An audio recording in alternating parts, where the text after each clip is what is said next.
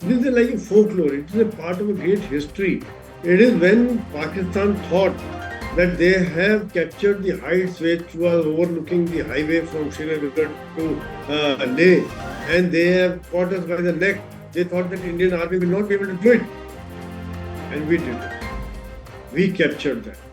Impossible task. The whole world thought that this cannot be done, and we did it with whatever resources we had. It is officially on record that Nawaz Sharif went to when he went to America and asked Clinton to ask India for a ceasefire. Pakistan had less than 6 days of oil left in the country. 7th July, that was Nawaz Sharif said he wants to negotiate. He set the conditions. 14th July, that conditions were set, and Prime Minister Vajpayee said that Operation Vijay is over. It was 26th July only that we finally said, okay, operation is over, and Pakistan, whatever little area, 10% odd left, they started going back, and we consolidated the whole thing. Good evening, gentlemen. Good evening, sirs. It's such a great pleasure to have you all on this panel on the 25th anniversary of Kargil War. And I'm joining FGS after a long period of time since I have shifted out of Delhi. I join you from BHU, Varanasi. All other guests are joining us from Delhi. At the outset, I would just like to introduce this today's panel to the events. I just want to remind them of the events which took place on 8th of May 99. There were troops of 6 NLI in civil dress at Azam Post. It was manned by that post was headed by, Azam Post was headed by Captain Iftikhar. And he was joined by Lance Havaldar Abdul Jabbar.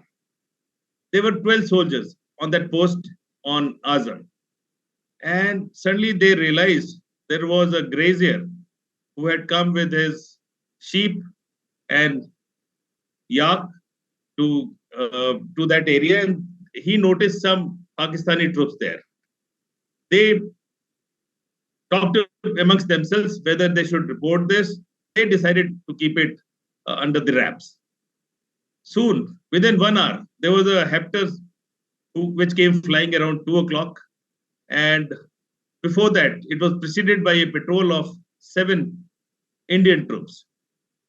Next day, more helicopters came, which eventually fired on 3 of their posts, Azam, Tarif, and Tashmeen. This was probably the first time Indian troops had discovered this infiltration in this vast area of Kargil. And the story is well known. Rest of the story is well known to the world. Eventually, after the war was won with great difficulty, with facing a lot of challenges, Indian Army called it, and when the operation was eventually launched, it was called Operation Vijay. And at the end of it, it commemorated as Vijay Divas in whole of our country. To talk about their experience and talk on this topic, we have in a panel Air Vice Marshal O.P. Tiwari sir, who has been Assistant Chief of Air Staff before retirement. He is also empaneled at the prestigious UPSC as of now. We are also likely to be joined by Shri Madhurendra Kumar, who is Editor, Strategic Affairs at News Nation. He has 20 years experience in war reporting. We are joined by Major General Sanjay Soy, a distinguished defense analyst and advisor, FGS. We have Commodore Anil Jaisingh, who is the Vice President of Indian Maritime Foundation. And we are also joined by Brigadier D.S. Tripathi, who was 2IC of his regiment during the Kargil War and was deployed that time in Dras. He took active participation in this operation. To start with, may I now request AVM O.P. Tiwari sir to please. Thanks for inviting me to this panel, and warm welcome to all the invitees and experienced people. This Kargil, I call it Kargil War, is a very event which It's a war which is always fresh in my mind. That time I posted to Chandigarh and the rank of wing commander. How the war and situation developed. We are proxy to that because everybody, our aim was to basically transport people from Leh and Faiz and Srinagar. So what is happening out there, we used to get a feedback almost on daily basis. So there was a late decision in taking a, I will not blame anybody, but the late decision in going ahead from with the Pakistan so that our people or post could be saved. However, this war was a unique. I'll not touch on this topic because there are a lot of army officers in line who do that. I'll touch only their aspect. But this war is a unique where the Indian forces were not allowed to cross the border and operate from a concentrated or a fixed zone from which the aircraft anybody could operate. And that zone was always the target of the Pakistan army. They knew from where the aircraft will come. So we cannot provide them, but we cannot utilize the element, surprise element, or any other element of warfare by which we could have punished the Pakistanis and would them won the war much earlier. However, the Air Force element was concerned, we had a lot of restrictions going ahead, and we lost one helicopter which was shot by them. We lost two fighter aircrafts. One of the pilots was taken as a war. He was captured by the Pakistani army and he was tortured and released much later. And then we had an N-32 transport aircraft, which was also hit by a missile and lost one engine. But fortunately, that aircraft had landed safely at Chandigarh. Before the war commenced, we had a Canberra which was utilized for taking the photo taking, and that made an important impact on the war. That aircraft was also hit by the missiles. And while it was following totally within the Indian borders, there was a surprise element how they was shot. It means that input, what you got that the Pakistani have infiltrated and occupied the major territory inside the border was much later. They got a lot of time to reinforce themselves and make themselves guarded and well equipped themselves. However, it was only courtesy that Indian army or the brave young soldiers, brave young officers were almost, some of them are very fresh from the academy, because of their unique josh and their courage, we could win them. As far as the Air Force is concerned, targets were being given. We're not allowed to do a carpet bombing. We're not allowed to bomb any. So targets were identified and you should get help from the army and identify where the bomb has to be dropped. Now there's a risk. Because if the bomb is dropped, even slightly there is error, then it may drop on our own soldiers. So we have to be very careful and very cautious and very careful. There's no error. There's no scope of any error. It has to hit. We took some time. But we never went for a outright bombing. Let's say one cliff has to be destroyed or one army post has to be destroyed. It has to be very, very precision and very calculated. It took some time and a lot of army bunkers were destroyed without laser bombs being utilized by the Mirages. And we succeeded. We are only we were only help to the army or to the Jawans and the officers. We are climbing to the top and occupying those and sending them, fighting with the Pakistani soldiers and killing the destroyer. But we had a very sad moment because all the martyrs, Jitne officers, martyrs, all were being supported, being brought by our aircrafts, and our base was Chandigarh. It was a very sad moment to see nearly more than 400 honorable soldiers and officers who sacrificed themselves for the win, what we call that Vijay Divas, what we celebrate, because it was their sacrifice. But we are still celebrating and we think that we've done a great job. So tremendous and all the best. We have to, cannot उनको हम बोल ही नहीं सकते किस तरीके से उन्होंने अपनी जिंदगी त्याग करके और हमारे देश का नाम. So it was operations mainly by army. Air Force played a supportive role and a good supportive role because you are not given a free hand. So this is how I give opportunity to other people who were party to even get a party and other people. They can cover much more details. That was all. Thank you. Thank you so much, sir. Thank you for your great insights. May I now invite Jalsoy to take on this forum.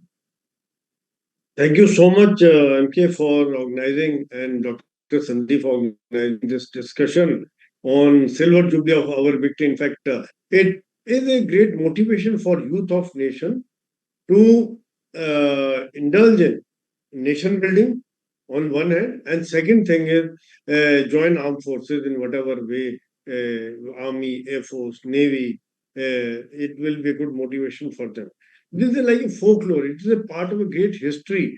It is when Pakistan thought that they have captured the heights which was overlooking the highway from Srinagar to Leh, and they have caught us by the neck. They thought that Indian army will not be able to do it, and we did it. We captured that impossible task. The whole world thought that this cannot be done, and we did it with whatever resources we had. At that time, unfortunately, I was posted in army headquarters. However, my unit had moved from Patan to Daras, and they took right from the moment they reached. After initial acclimatization, they took part in the operations, and they captured point 4875, and the unit was awarded with a theater honor Daras and battle honor Daras. Now on 7th July, they celebrated in the day, Battle Honor Day, and I also made a small contribution. I laid wreaths in Srinagar, in Badami Bagh Kent, as a mark of respect to the martyrs who made this possible, this success possible, which was thought that this is impossible for everybody. Immediately after that, after the operation, I also joined the unit as a second in command, and after 1 year, I took over the battalion in the same area. I am quite familiar with the kind of conditions which are there. In the Taras, I would like to highlight that this is the second coldest inhabited place on earth. At times, the temperature goes down to minus 50 degrees centigrade. And since I was 2IC and then I was CO, I know that kind of condition which was there with the lack of oxygen during the cold weather. The potatoes will freeze, the vegetable will freeze. Firstly, we'll have to heat them up before cooking, and by time we'll eat the food, the food will get frozen. We have to eat it very fast. Those are conditions where we were serving. And during summers also the oxygen level was very less. The posts were at 14,000 feet, 15,000 feet, 16,000 feet. Our troops were guarding the posts after the operations. So during the operations, we can imagine the kind of conditions our troops faced. I know I was as a twice then as a CO, I've spoken to them, I've seen all those areas of the operation where they climb. I mean, one of the operation I would like to highlight here is a raid on gun positions of Pakistan.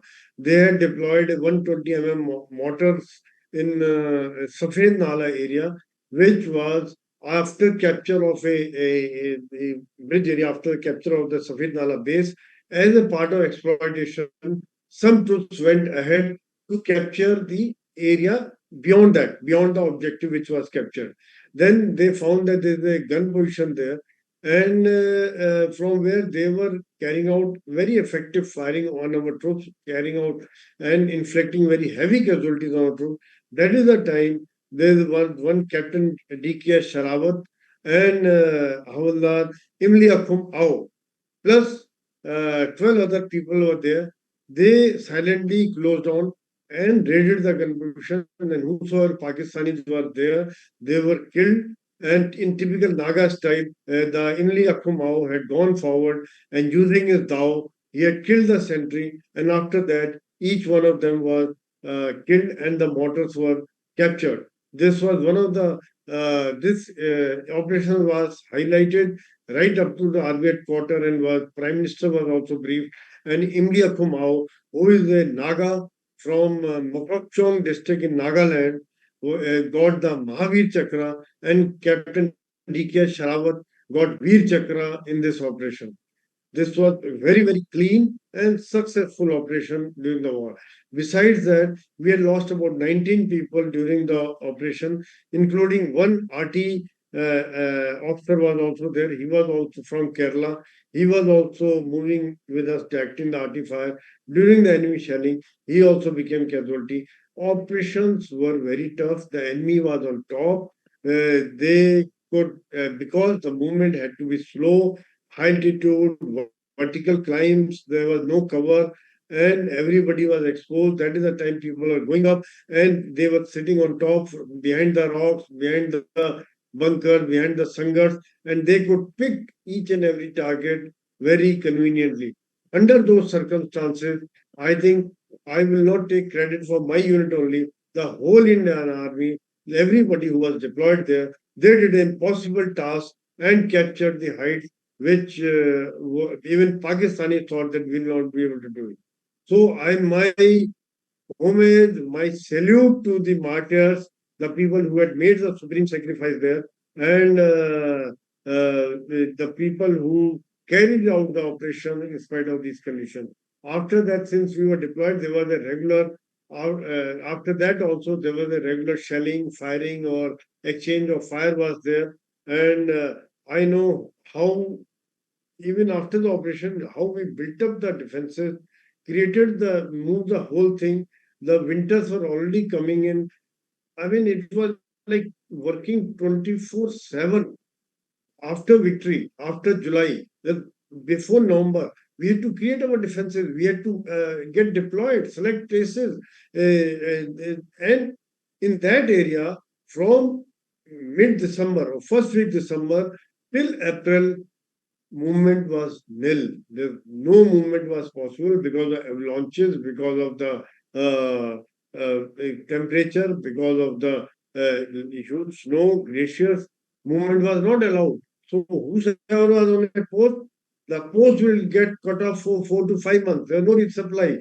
And only thing I would pray that nobody should fall sick during that time. And the lines were also cut. This was the first year we were there. We had laid WD lines. After second snowfall or third snowfall, all the posts were cut off. We were dependent only on batteries, and any medical advice was also given on the radio sets by the doctor to the people deployed on top. So this is, I'm saying, immediately after the operations also, you have to hold that area, you have to protect that area, and having served there, I know under what circumstances we had carried out these attacks, and we were able to recapture the land and save the honor of our motherland. Thank you so much. My thank for and my gratitude to you all for organizing this program and discussing this victory, which is very close to our heart. Thank you, Captain MK, Colonel MK, and Dr. Sandeep. Thank you so much, sir. Thank you for your practical experiences and on the ground kind of reporting, whatever you had seen during your time and what you learned from your own unit, since your unit participated actively in that. May I now invite Commodore Anil Jaising, sir, to take on this panel, please. Well, thank you very much for this opportunity to be amongst all these, war veterans of the Kargil conflict. As General Soy said, I was actually commanding a submarine till November 98, December 98, in fact, and then I was transferred to the Submarine Directorate Naval Headquarters. But I was fortunate that I got a fairly ringside view of what the Navy was doing, because during the period of the Kargil conflict, I was one of the duty commanders in the war room at Naval Headquarters. So one was updated on what was happening, one saw all the action, one heard one was party to, the discussions that happened at times. And so it was very interesting. But firstly, I just want to acknowledge the role of the Army and the Air Force. Of course, Air Vice Marshal Tiwari said it was a supporting role, but I think they did a remarkable job in supporting the Army. Of course, as far as the Army is concerned, it was purely an Army victory. And to that, I compliment junior leadership of the Army more than anybody else. They all led from the front. That was evident from the number of casualties. It was the highest, I think, ratio in any battle of officer to Jawan casualty ever in the annals of warfare. And we've all heard the stories of Dilmange More, and we've all been inspired by that. In 2022, I had gone on a road trip to Leh and Ladakh and that area. So on the way, we made a special stop at the Dras War Memorial. And, that JCO was explaining to us He said, he showed us the memorial and said, that is Tololing, the hill behind you. And there was not a blade of grass, there was not a tree on that. And our first thought was, my God, these people were climbed up this hill with nothing to hide behind, and the enemy sitting on top, pointing machine guns down at them and picking them off, like cannon fodder. And still these people did not stop. They continued and they took the heights back. I mean, that is something really remarkable. That kind of courage, you really wonder where that kind of courage comes from in people at times like this. And thereafter, we were watching that short video which they have at the Dras War Memorial. And there was a young lady sitting next to me, must have been in maybe late 20s. And, after some time, we saw tears sort of streaming down her eyes. So my wife thought she just very emotionally sort of got moved by the film. So later on, we were talking to her and she said, no, I was a 10-year-old girl and my father was a JCO in one of the battalions and he lost his life here. So I've come to pay my respects to my father. These were the kind of real life human stories which really, really are inspiring. So it's not only the person who's gone and sacrificed his life, it's his family who has to live without him for the rest of their lives and still remember his courage, his bravery and his contribution to the nation. So I think we must keep that in perspective whenever we discuss warfare. It's not just about people going and dying and the war being won. There's a lot more that goes into battle than just, facing a bullet, which of course are people did with great courage. Now coming to the Navy's role, it is less benign than what our Army and Air Force counterparts went through. I also want to just mention to Air Vice Marshal Tiwari, sir, Squadron Leader Pundir was my next door neighbor in Staff College in 93, 94. And we were very, very saddened when we heard of his passing away in the Kargil conflict. We were next door neighbors. So that was very sad. Like that. Yes. Coming to the Navy's role, I'll just cover it in three broad points. I'll firstly give a very brief thing on what the Navy did in the Kargil conflict. A lot of people think the Navy did not do anything in the Kargil conflict, but the Navy had a role to play. The Navy, in its own way, did help shape the outcome of the conflict. And why the Navy was able to do what it did without firing a shot. That is basically the role of navies as instruments of deterrence and instruments of coercive diplomacy. And a little bit on the effect on the outcome on future things like information warfare, etc. So in June 99, when this whole problem was getting more and more magnified, the Western Fleet was already exercising in the North Arabian Sea. We were operating off in the North Arabian Sea right up to Oman in what is called the Summer X exercise. The Navy exercises in summers, monsoons, winters, so they're all given Spring X, Summer X, Mon X, things like that, these kind of nomenclatures. And so the Western Fleet was already out in strength. And as the situation was building up, the Western Fleet was being brought to full combat readiness for whatever eventuality might follow. And it was here that, the messages started going out of the Pakistan Navy that the Indian Navy is getting ready for battle. Soon after that, when things started really hotting up around the middle of June or maybe the second week of June, the Indian Navy went to full combat readiness. The Eastern Fleet was mobilized. The Eastern Fleet was sailed from Vizag around the coast and was also pressed into deployment. So the Navy had a very formidable capability operating in the North Arabian Sea. Now, this is the advantage of navies. Unlike the armies and the air forces who have a very distinct line, a border. An army cannot cross an LOC. An air force cannot violate airspace of another country. But the navies operate on the high seas. There's only the 12-meter territorial water line. A navy can be 12 and a half miles away from the coast of a country and operate with impunity over there. Nobody can ask, what are you doing over here? So that is what the Navy was doing. So the Navy brought a lot of pressure to bear on the Pakistan Navy. So the moment the Western Fleet itself had started sort of operating, nearer the North Arabian Sea, Pakistan had issued a signal. They had started escorting their tankers. Now, tankers are critical. No country maintains strategic reserves of oil for more than a few days. And after that, everything has to come from the sea. Now, Pakistan's biggest disadvantage was that it was getting all its oil on foreign flag tankers. The Pakistan merchant fleet had only one or maybe two tankers, that's all, of their own. Now, whenever a war like this happens and, there's a message going out that there may be a blockade, or the Navy, which is more dominant, says we can impose a blockade. Blockades don't happen. Blockades happen only after a war is declared. In this case, no war was declared, so no blockade happened. But the mere presence, a blockade means that any ship coming there, once the offensive Navy says that we have imposed a blockade or a maritime exclusion zone between so-and-so latitude and longitudes, any ship coming there thereafter is considered enemy. So straight away what happens is the merchant navy ships with foreign flags which don't belong to that country stop operating there. They don't come there because insurance rates go up very high.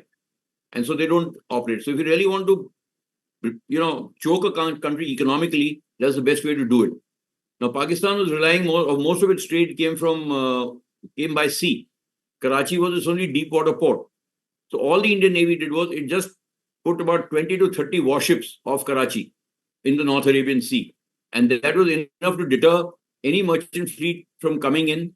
Pakistan Navy also stopped then after some time escorting those tankers because there were no tankers to escort. And then a stage came where the Indian Navy intercepted a signal from the Pakistan Naval Headquarters to its fleet, remain in harbour. This was the moment when you realized that now Indian Navy was exercising sea control in the Arabian Sea, that the Pakistani fleet was advised not to leave harbour and stay in harbour because the Indian Navy was so overwhelmingly present over there. Another important aspect of this entire operation was the use of information warfare. At that time, information warfare was very much in its infancy. Nobody really knew what information warfare was about. Social media was not so prevalent. We didn't have Facebook and WhatsApp and things like that. Or maybe if we had it, it was very fledgling.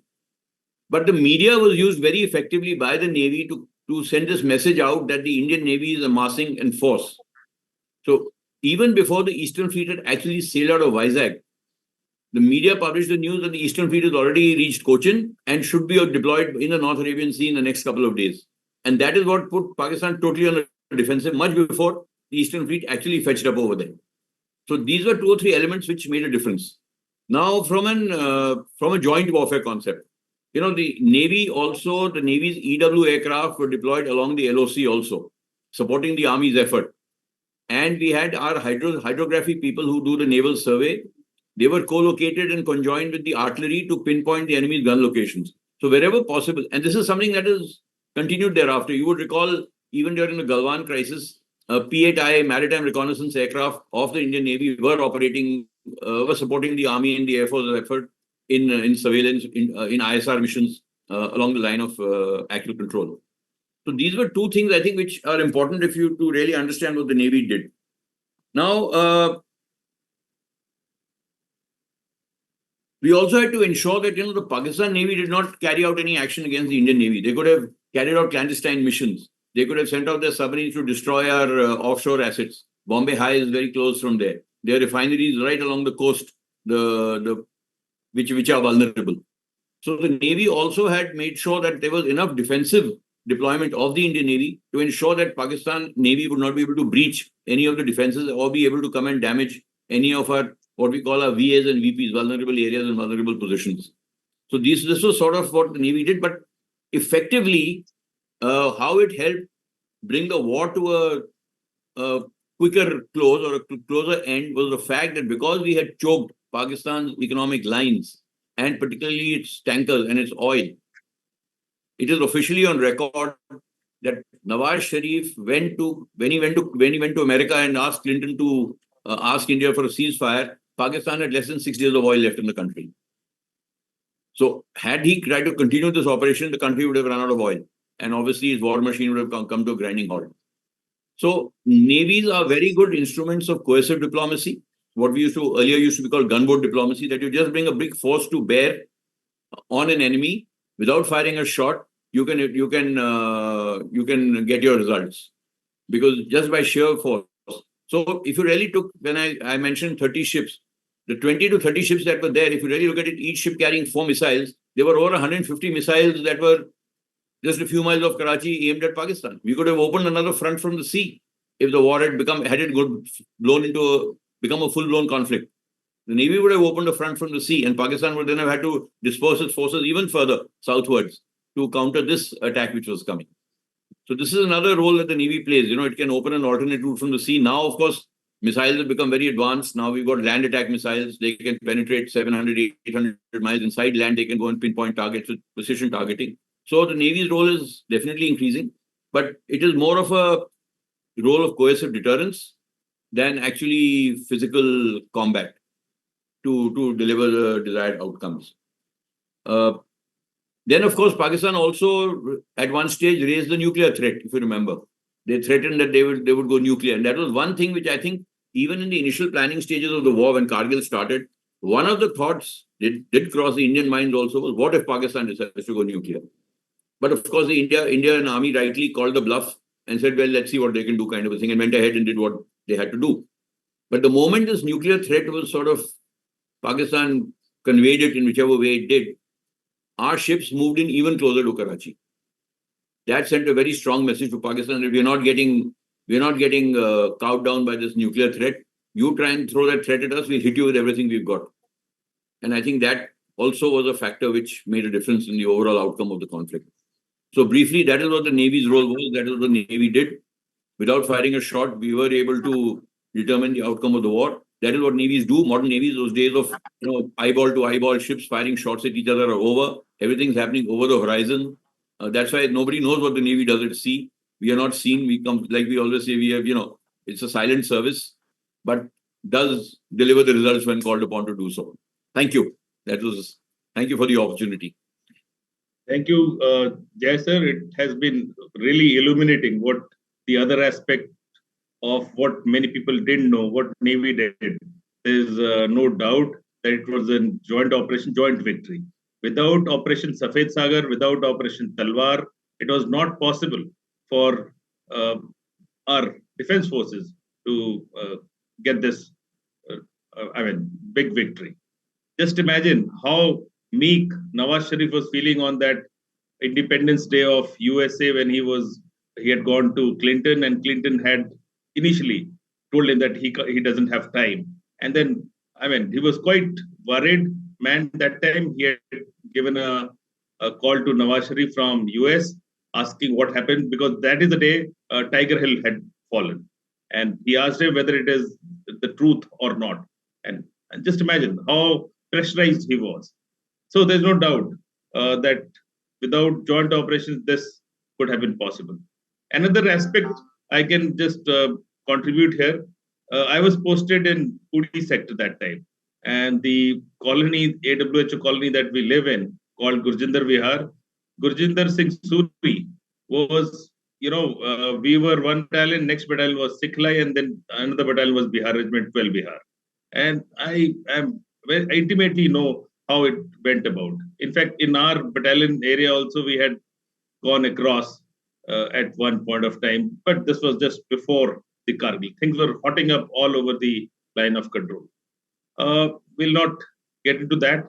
And it is very interesting because Tripathi sir was second in command during that time. He's seen it through his eyes, what has happened. And in fact, the truth is, without artillery, whatever you have mentioned, sir, without any cover that infantry was able to crawl up, it was not without artillery's great support. Artillery was the game changer, if I may say so. I'm an infantryman. I would always defend that infantry did whatever, but it was a joint manship. Artillery did whatever they did. Infantry could achieve miracles after that. Sir, Tripathi sir, the panel is to you now, sir. Thank you, Kalanke, and thank you, Sandeep. See, our speakers have already, my friend, of course, Anil, we're close-mates, so he's given a detailed account. I think these accounts, whatever he has given, he knows more and not accounted in quite a few books and even in, write-ups or magazines. And of course, all of us, I think, General Sohi and AVM Tiwari, we all been meeting. But this, you are right. See, the whole thing came to us, the whole Kargil, it's not a war, actually, we are calling it most of a conflict because it's not a declared war. It was not a declared war. And rightly, we could not, all resources we could not muster initially. We could not attack Pakistan across the LC. And these are the problems. I'll come to that. We had a lot of problems because of that. But yes, imagine it was in February that the Pakistan Special Forces, along with their NLI, they started occupying these features. And it was on 3rd of May when these shepherds came and told us, look, there's something happening out there. It was 5th that the patrol was sent. We knew under Captain Sharaf Kalia, and what happened to that patrol, we are all aware. Thereafter, it was on 7th, rather 9th, that the IF helicopters flew. They were shot. And thereafter, one of them, B-17, was actually shot later on. And it was then that we came to know still we didn't know the exact areas where they had occupied, right from Tololing. Tololing, of course, 4875, Tiger Hill, we knew. Complete Batalic sector and beyond, we are not actually aware. But then we started mobilizing our forces. The moment we had the recce parties going, aerial recce, then we realized the way the defenses were dug. Can we not dug? Can you imagine they had prepared it naturally? Imagine Feb onwards. 5 months they had, and those months they had actually had proper bunkers, total steel and concrete bunkers. It was only once our troops started going up, then we realized very difficult to actually get onto them. So May, we started the operation around 11th May, but then Bofors, we found the only gun that can take on, because, we had 105 mm, they could not take on that much. And imagine Pakistan right at the Tololing, it's just overlooking NS1 totally, Draj Pandraj, you call it that long highway there, he was there, and they could target anything and everything. And like good old army, I hats off, I still say that their army's training, I think both is equal. It's only guts and glory. The guts that we have, the courage that we have, that we took on. They kept quiet. They kept quiet on our deployment of complete 8-day deployment along that Draj Pandraj highway. All Bofors regiments were, mobilized. Sorry to say, but we had problems. We didn't have, even tires of the guns were a problem because spares were not there. Bofors was blacklisted. We are not getting spares. Some of our guns were off-road. In fact, once we moved out, our regiment moved out. Normally, we all know we take out first line and move out even without first line, just our guns and other equipments. We moved out with our first line ammunition, second line ammunition, complete. In more than 3 trains that we reached Jammu, and thereafter we moved up. We were initially supposed to go to Panjgam, and then one battery straight away moved to Kargil. And other regiments also, they moved like that. So we had to take on guns from other formations, get them on road and move. But the biggest part was movement. See, moving up to, all of us have been on that road in that time. Just imagine a Bofors with the trail of the gun, which is having the gun itself and the gun tower. Scania and our gun, the turning radius used to be large. Very difficult to move. At times you have to unhook, but how do you unhook on a slope? So you have to, but it was ingenuity. So that jugaad was there. At times you unhooked. It had, luckily, we have all the Bofors have APU, auxiliary propulsion unit, which it can move on its own, but it's very difficult.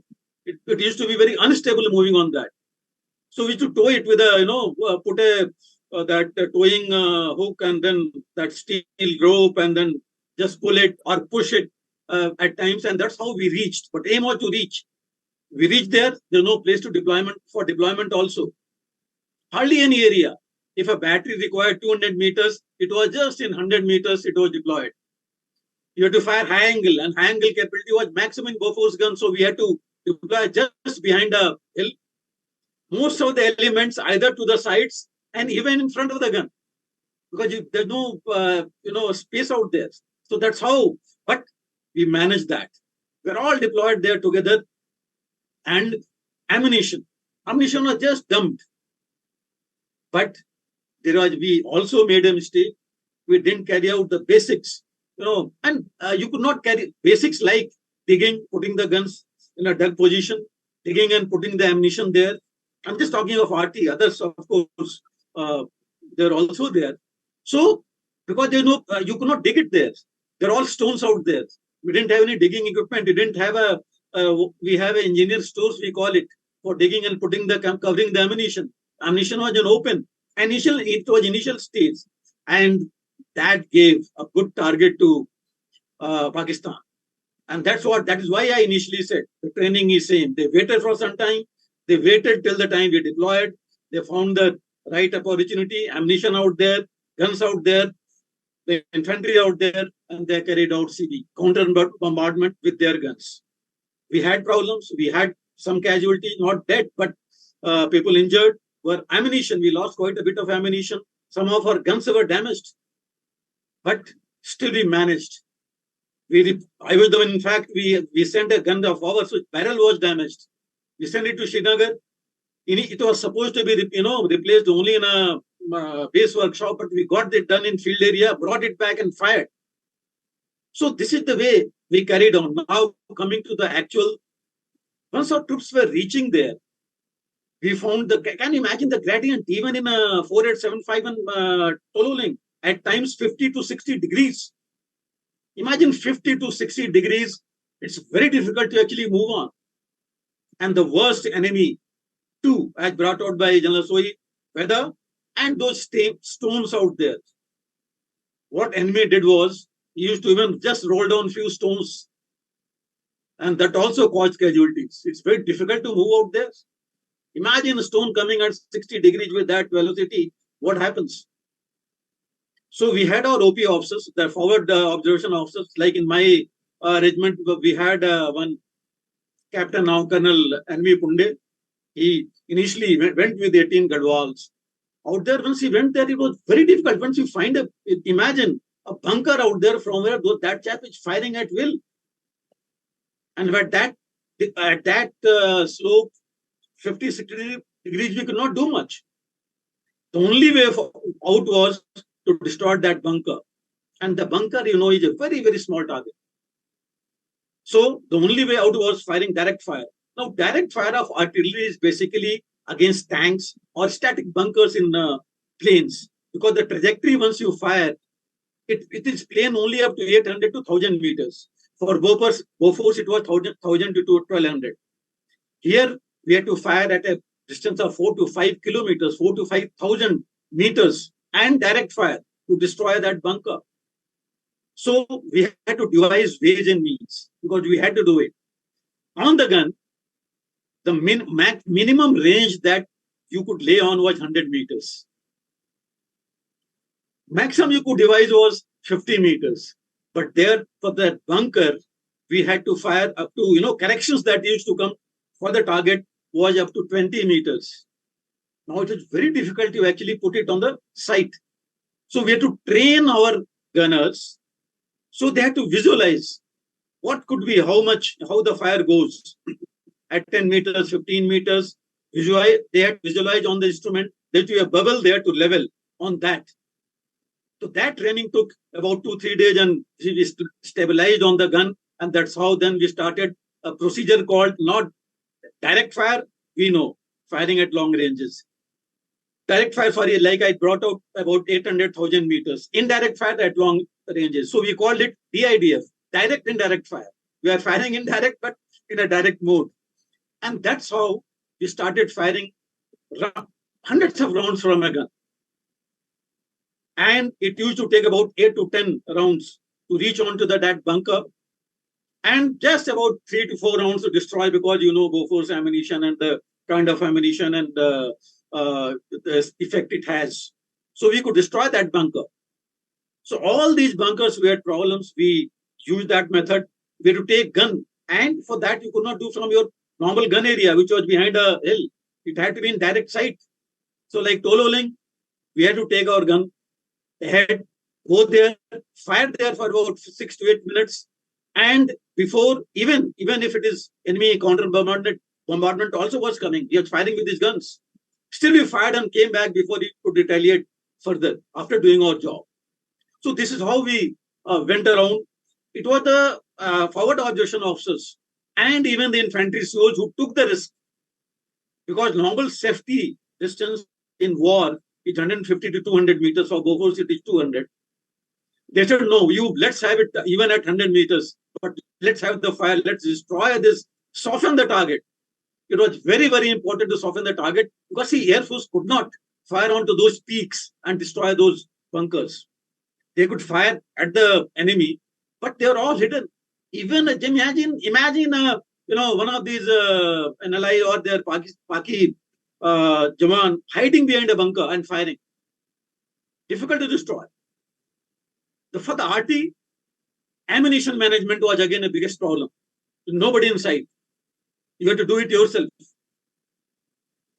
The biggest problem in ammunition came because we had shortage of ammunition. We knew it right from the beginning. So in between, in June end, we got South African ammunition. So initially, we used to have a light cream-colored ammunition of Bofors. This was a green, totally green color ammunition, with a slight different in length.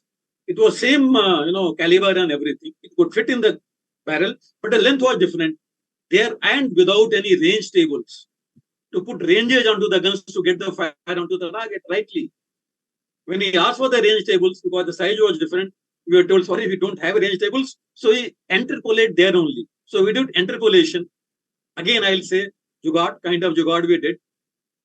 And then we managed and fired and achieved the desired effect onto the target. But like I said, infantry had to be given this much. It was beyond the capability of even artillery to fire, but artillery fired. Even guns used to get hot. We used to put water onto the guns to cool down the barrel and fire. Because General Sohi, he knows better. Normally we say in mountains, it is 1:6. That means in case the enemy is one platoon, you have to get 6 platoons onto him. If he's got one company, it is 6 companies. But in this area, it had to be 1:10 or 12. Not that easy to just go and get that target the way he was entrenched. And therefore, for a normal fire support, it used to be 3 to 6 for a company. Here it was more than 12 plus. We had 19 to 20 regiments there. 4 to 5 or approximately 5 field regiments. 2 to 3 light regiments. We got a rocket also for an area. Rocket is basically area weapon. There we wanted pinpoint, so we had maximum Bofors out there. And that's how we could manage. Or I can just give you one example, 4875, especially Black Rock area.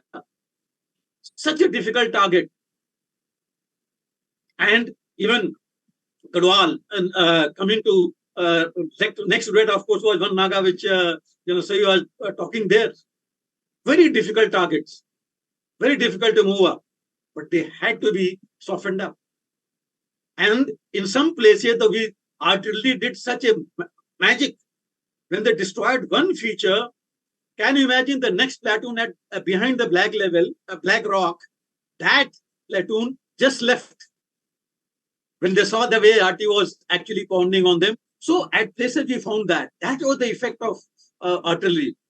So guns and glory that we talk about, these glory of the guns. So in artillery, the main weapon is not the guns, but it is the ammunition. And it's the ammunition that did the job there. So this was the case there. But a credit to be, and also I'll just go with that. See, we used to communicate. Initially, we used to had a equipment with our radio sets for communication with secrecy. You could call it a Sandhya equipment. That lowered the range with about 25%. So we had to talk in open. The biggest problem was communication there. So we had an open. Open means where even enemy was free to be in our net. We had to, he came into our net. At times he did come to our net and try to mislead our guns. But we had our procedures. We could detect that it is enemy transmission that is coming up. And there, not only with that, what he did was that he to try and bullshit our chaps also at times. At times you could hear, Baga, you don't know how to take a shoot, and you're doing. I mean, this is the kind of thing that came in between.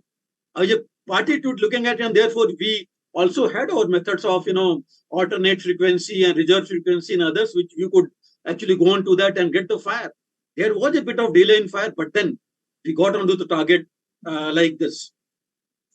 Like I said, I have to give due to the devil also. His fires were accurate. Though he had very less artillery. He did his own ingenuity. Like we had a battery of 6 guns together. He divided those 6 guns into troops. 3 guns, and that's how he was at a height. He could fire from there. He could observe very keenly and fire at us. So we did try and do our counter bombardment. We also did a thing which we have been studying so far, having dummy gun positions. 2-3 dummy gun positions we prepared to mislead the enemy, where, put barrels, those damaged guns we put there, we put every other things. Even we got our guns there at times, different periods, fire 4-5 rounds, came back. So to 3-4 days we got him engaged. He used to fire there, and then of course he realized that we are trying to fool him. So these were things that we had to devise there to mislead the enemy. But once we captured those hills, when our forward observation officers went there, imagine going with the infantry, moving there, also setting up their equipment. They had to set up their equipment, establish communication, and then after pass the radio messages. It was very, very, credible achievement to these, compliment to these forward observation officers. They found their, maps and other things of left by those Pakistani counterparts, their observation post officers. They're exactly, we found the training same, the marking and everything being the same. We even got some of those, pay books, what we call of their Jawans, exactly same as we have, except that there's something in Urdu and English. But those at one odd points, these Pakis also fought to the last. Even after capturing Black Rock, from one position we found a lot of fire coming. And then we found that there's one chap only, just one of their soldiers, and he kept firing. Once we fired at him, he totally injured, and he said, I knew I'm going to die, but I said, I'll at least kill one. So this is how they were there. So we can't say that it is only normal NLI elements and all. They're very well trained. They remain there.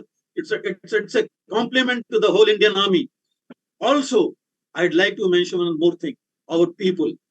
We had truckloads coming in Srinagar and beyond and saying, youth coming and saying, humko aap le chalo, gun de do, hum fire karenge. That was a big motivation to us. There were trucks coming with a lot of, food items. Ki aap bahar bhej do, we should tell them, look, we have it, hame koi problem nahi hai. But that is kind of things that started coming and motivating our soldiers. And that's how our junior leaders went up. And we could achieve that by 7th May, 7th July, that was Nawaz Sharif said he wants to negotiate. We set the conditions. 14th July, that conditions were set, and Prime Minister Vajpayee said that Operation Vijay is over. It was 26th July only that we finally said, okay, operation is over, and Pakistan, whatever little area, 10% odd left, they started going back, and we consolidated the whole thing. So it was literally, but last, not the least, seeing our RT shelling coming on to our colleagues, our men, and seeing them, living for their heavenly abode in front of our own eyes, you can't actually forget, and you really don't want to remember also. So this also was one that we saw there, things happening in our own eyes. God, I'm sure, is looking after them, and their parents are families are being looked after by complete India, of course, the army and all others. So it was a real, I said, guts and glory, really guts and glory. Glory goes to armed forces, all of us, and even rest of India was solidly behind the armed forces that were able to win the war. Thank you for giving me this opportunity to really, share with you a few things that I saw there. I hope they would be of some use to all listeners. Thank you. Thank you so much, sir, Tripathi sir. It was really wonderful. So insightful to hear you out. Practical, what you have done yourself. There cannot be a better person who could have explained this in any manner better. And I can also vouch, I have seen a lot of programs of late. Whenever the Kargil Victory Day comes, there are a lot of programs. But the kind of insightful views, especially from the Navy, from the Army, from the Air Force, that has come about, makes this program very, very special. This must be seen by people, and once they see it, they will realize what FGS brings to the fore, to the table. Thank you so much to all of you, sir. And Sandeep, you may like to give a vote of thanks to all the speakers, please. I just wanted to add one or two things, if you permit. Sure, sir. Sandeep, if you, in fact, both Commodore AJ Singh and Brigadier Tripathi wanted to add thing. One was Captain Jerry Premraj was the forward observation officer with us, who was moving with us on in the attack, and he died because of machine gun fire hit him, and he refused to be evacuated and continued to bring the arty fire, which was great support to the two Naga, and 4875, which he has mentioned, was captured by us. And second thing, which Commodore AJ Singh had mentioned, I would like to highlight two cases. Like he had mentioned about the girl in the war memorial whose father was there. In my unit, one Sepoy died, Suresh Chetri, and his son was not yet born. Now, son has his name is now given Suman Suresh Kargil Chetri. That is the name he has taken for himself. And now he has passed MBBS from Maulana Azad College. He is from Naxalbari in near Darjeeling, and he is cleared this. He passed. He is a doctor now. Hats off to him. I mean, that's a kind of feeling, that's a kind of gratitude. He has just gone to Daras, my unit is in Nimu. He has gone there and to pay homage to his father and respect to his father. And one more case, I thought that the officer was with me, under me. And after the operations, he died in an ID blast in the Daras sector, Captain Sandeep Kumar. His daughter was only 1.5 years old. She is now a lawyer. She did her LLB and then she did a post-graduation from USA, and she is a practicing lawyer now. I feel so proud seeing all these people who are coming up because they have a sense of pride in them. They said, we have lost a father. We must do well. We should not bow down. We should prove ourselves. I would also like to highlight a small thing I just remembered. One lady was there. Her husband also died in 2002. And she refused to take any benefit which is applicable to Veer Nari or the children in the admissions or in the exam, the percentage reservation. She refused to take. She said, because then they will prepare lesser. They will not prepare best for the entrance exam. If the entrance is at 90%, they'll prepare for 90%, they'll gain that knowledge. If they prepare only for 60%, 70%, they'll not gain that knowledge. I mean, hats off to that lady, and the children also accepted. Everybody is doing so well. I get deeply touched with all these stories, and they are so, all these people are close to me. Thank you so much. Over to you, Dr. Sandeep. Thank you so much, Colonel MK sir, for your kind moderation in the program. And I'm so privileged to have you all kind of the heroes of the Kargil War. And I really salute you all because you had the privilege to serve the nation during this critical time, during the Kargil War. And it is my privilege, and I'm really so honored to have you and to your company, to your experience.